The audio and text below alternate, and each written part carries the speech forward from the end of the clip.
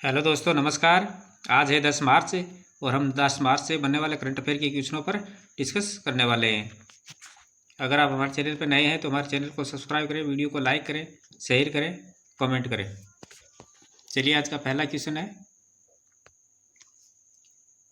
हाल ही में किस कथाकार को अगेय स्मृति सम्मान 2025 से सम्मानित किया गया है? हाल ही में किस कथाकार को अगेय स्मृति सम्मान 2025 से सम्मानित किया गया है? तो ये किया गया है उदय प्रकाश को। इसे किया गया है उदय प्रकाश को।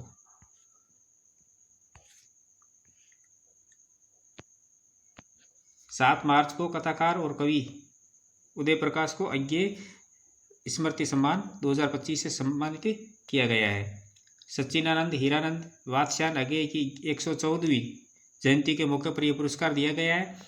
कुशीनगर स्थित कलावती देवी स्मृति न्यास द्वारा, इसके द्वारा दिया जाता है। कुशीनगर स्थित कलावती देवी स्मृति न्यास द्वारा प्रत्येक वर्ष अगेय स्मृति सम्मान पुरस्कार प्रदान किए जाते हैं। ये सम्मान कवि और साहित्यकार सच्चिदानंद हीरानंद वात्स्यायन अगेय की याद में दिया जाता है।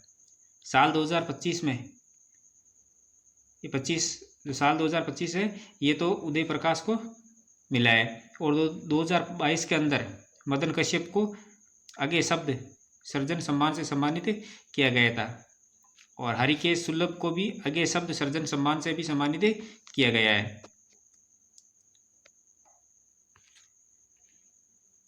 नेक्स्ट क्वेश्चन है, हाल ही में मुख्यमंत्री योगी आदित्यनाथ ने कहां पर रंगोत्सव 2025 का उद्घाटन किया है? हाल ही में मुख्यमंत्री योगी आदित्यनाथ ने कहां पर रंगोत्सव 2025 का उद्घाटन किया है? तो ये किया मथुरा के अंदर। कहाँ किया है?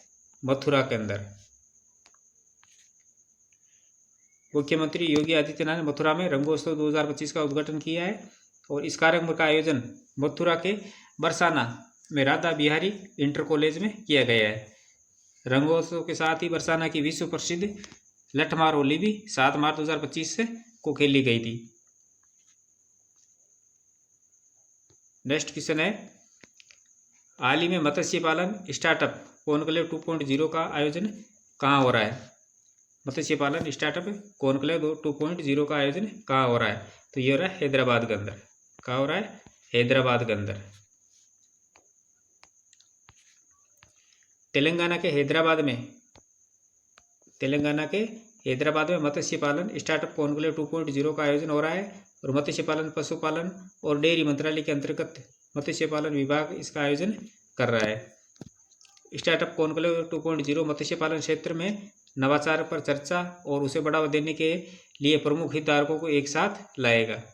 स्टार्टअप कॉन्क्लेव 2.0 में राष्ट्रीय मत्स्य पालन डिजिटल प्लेटफॉर्म मोबाइल ऐप भी लॉन्च किया जाएगा।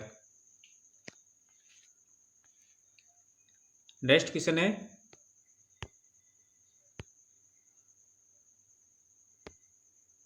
हाल ही में नदी क्रूज पर्यटन को बढ़ावा देने के लिए जम्मू कश्मीर सरकार ने किसके साथ समझौता किया है? तो ये किया भारतीय अंतर्देशीय जलमार्ग प्राधिकरण के साथ। किसके साथ? भारतीय अंतर्देशीय जलमार्ग प्राधिकरण के साथ। नदी क्रूज पर्यटन को बढ़ावा देने के लिए जम्मू कश्मीर सरकार और भारतीय अंतर्देशीय जलमार्ग प्राधिकरण IWI के मध्य समझौता हुआ है। भारतीय अंतर्देशीय जलमार्ग प्राधिकरण केंद्रीय बंदरगाह, पोत परिवहन और जलमार्ग मंत्रालय के तहत कार्य करता है। इस समझौते का उद्देश्य पर्यटन को और बढ़ावा देना, रोजगार सृजन करना, आर्थिक विकास को बढ़ावा देना, और जम्मू कश्मीर में नदियों पर अवकाश बजट पर्यटन का एक नया तरीका प्रदान करना है। देश के 111 राष्ट्रीय जलमार्गों में से केंद्र शासित प्रदेश जम्मू कश्मीर में 3 घोषित राष्ट्रीय जलमार्ग हैं। कौन कौन से? वो है चिनाब नदी NW26 चिनाब नदी, दूसरी है नदी झेलम NW49 और रावी नदी NW84। ये 3 राष्ट्रीय जलमार्ग है। नेक्स्ट क्वेश्चन है, हाल ही में प्रधानमंत्री नरेंद्र मोदी को किस देश के सर्वोच्च राष्ट्रीय पुरस्कार ऑनरेरी ऑर्डर ऑफ फ्रीडम से सम्मानित किया गया है? हाल ही में प्रधानमंत्री नरेंद्र मोदी को किस देश के सर्वोच्च राष्ट्रीय पुरस्कार ऑनरेरी ऑर्डर ऑफ फ्रीडम से सम्मानित किया गया है? तो ये किया गया बारबाडोस। कहाँ का? बारबाडोस का।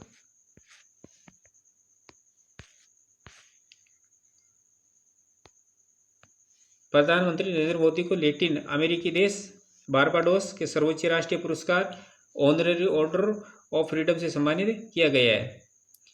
गुरुवार 6 मार्च 2025 को बारबाडोस के ब्रिज टाउन में आयोजित एक समारोह में विदेश और कपड़ा राज्य मंत्री पवित्रा मार्गरेटा ने प्रधानमंत्री मोदी की ओर से यह पुरस्कार प्राप्त किया है।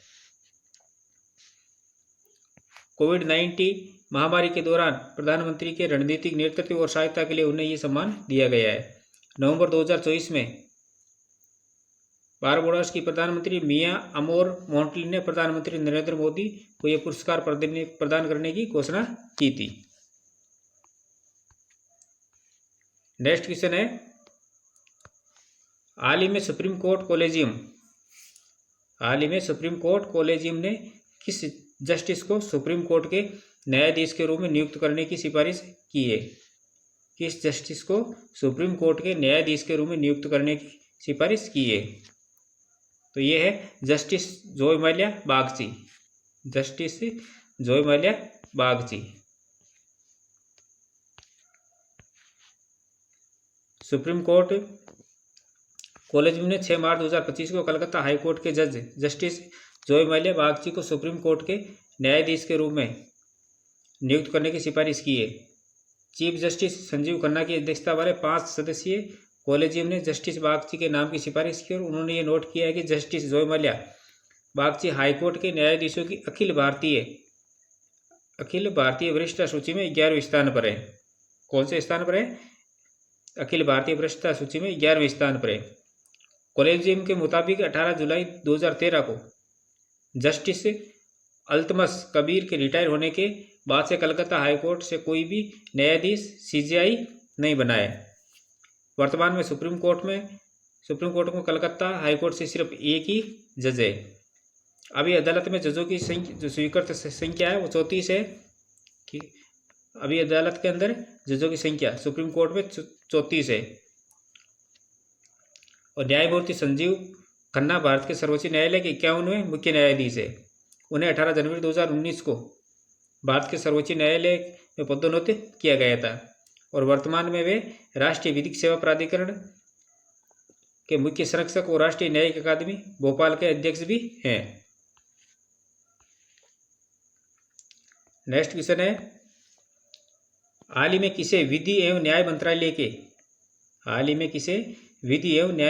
के कानूनी मामलों के विभाग की पहली महिला सचिव नियुक्त किया गया है। तो किसे किया गया? यह है डॉक्टर अंजू राठी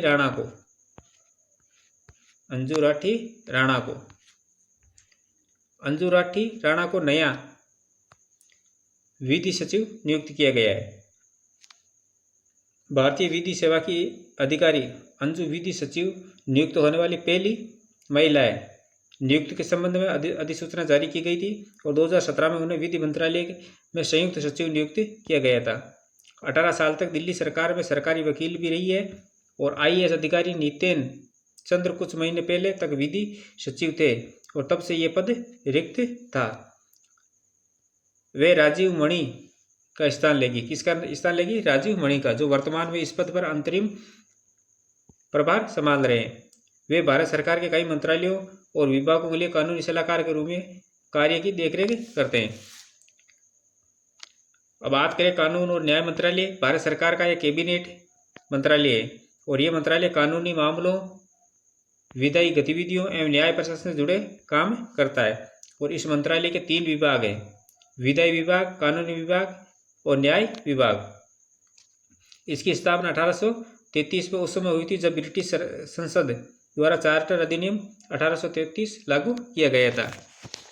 और इस न्याय मंत्रालय के अंदर जो और भी पदों पर आसीन जो व्यक्ति है, डॉक्टर राजीव कुमार वर्मा निजी सचिव है, और अंशु भारद्वाज अपर निजी सचिव है, और आर के मिश्रा अपर निजी सचिव है, और अमन चावला ये प्रधान निजी सचिव है। नेक्स्ट क्वेश्चन है, हाल ही में भारत ने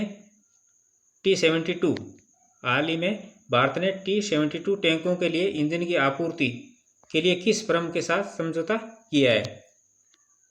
भारत ने T-72 टैंकों के लिए इंजन की आपूर्ति के लिए किस फर्म के साथ समझौता किया है?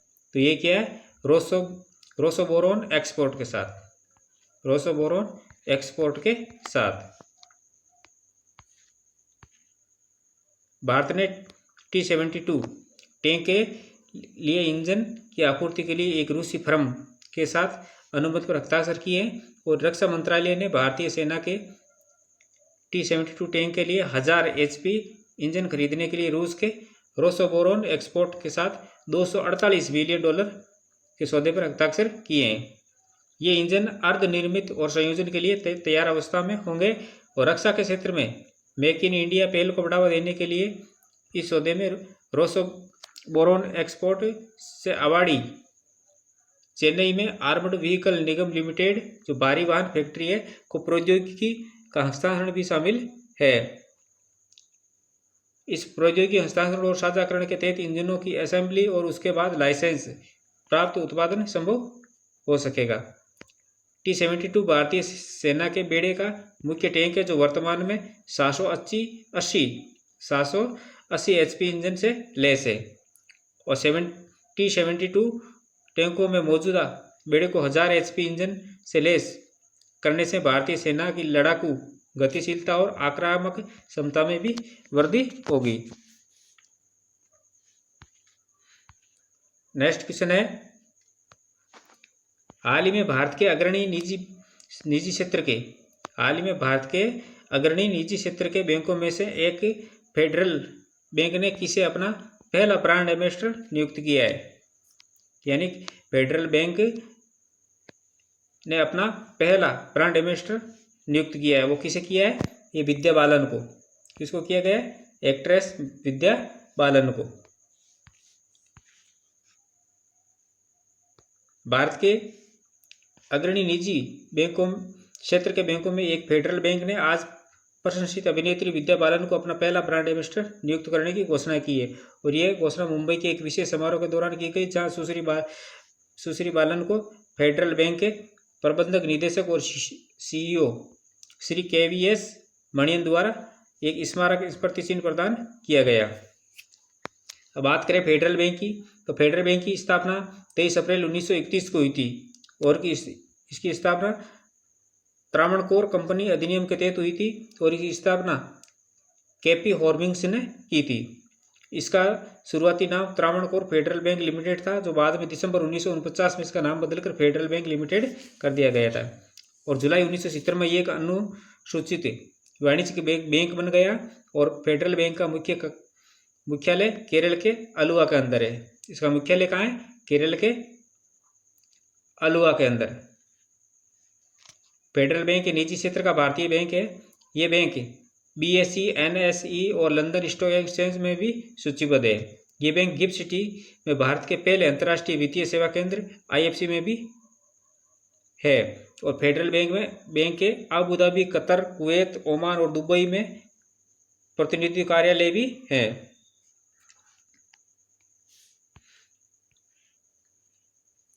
नेक्स्ट क्वेश्चन है, हाल ही में HDFC बैंक ने किसके साथ मिलकर प्रोजेक्ट HKK लॉन्च किया है? हाल ही में HDFC बैंक ने किसके साथ मिलकर प्रोजेक्ट HKK लॉन्च किया है? तो ये किया भारतीय नौसेना और वायुसेना के बीच,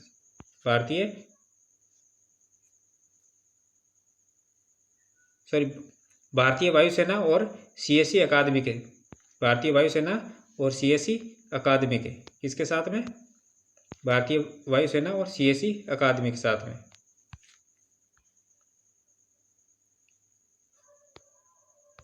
HDFC बैंक ने भारतीय वायुसेना के साथ मिलकर प्रोजेक्ट HKK लॉन्च किया है।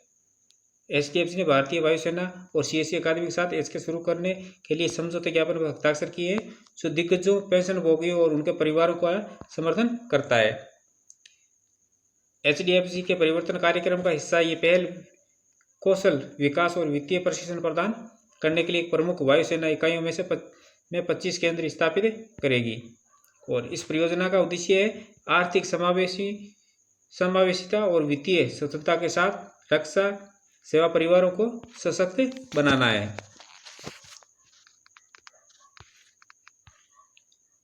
नेक्स्ट क्वेश्चन है, हाल ही में international Indian film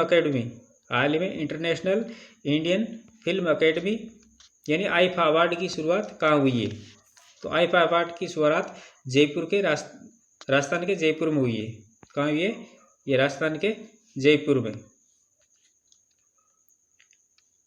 international Indian film academy IIFA award समारोह की शुरुआत जयपुर में शनिवार को हुई और 2 दिन चलने वाले समारोह में सीतापुर स्थित एग्जीबिशन एंड कन्वेंशन सेंटर यानी JCC में पहले दिन 8 मार्च को डिजिटल अवार्ड दिए गए।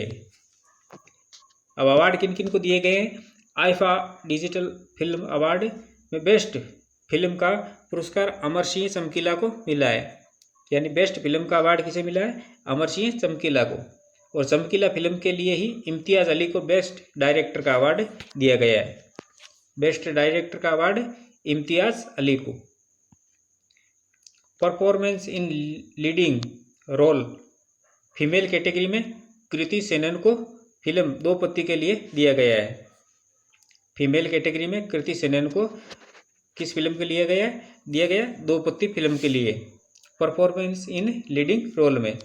वहीं परफॉर्मेंस इन लीडिंग रोल में मेल कैटेगरी का अवार्ड विक्रांत मैसी को दिया गया है। किसको? विक्रांत मैसी को। किसके लिए? सेक्टर 36 के लिए मिला है। फिल्म बर्लिन में निभाए अपने किरदार के लिए performance in supporting role performance in supporting role female के अंदर दिया गया अनुप्रिया गोयनका को। किसको दिया गया? अनुप्रिया गोयनका को। वहीं सेक्टर 36 के लिए performance in supporting role male के लिए दीपक डोबरियाल को दिया गया है। किसको? दीपक डोबरियाल को। बेस्ट स्टोरी ओरिजिनल का अवार्ड कन्निका ढिल्लन को दो पत्ती के लिए दिया गया है। और इन पुरस्कारों में सबसे ज़्यादा अवार्ड पंचायत के सीजन 3 को मिले हैं। सबसे ज़्यादा किसके मिले? पंचायत के सीजन 3 को। तो ये थी हमारी आज की क्लास। ऐसे ही महत्वपूर्ण प्रश्नों के साथ कल फिर मिलेंगे। तब तक के लिए धन्यवाद।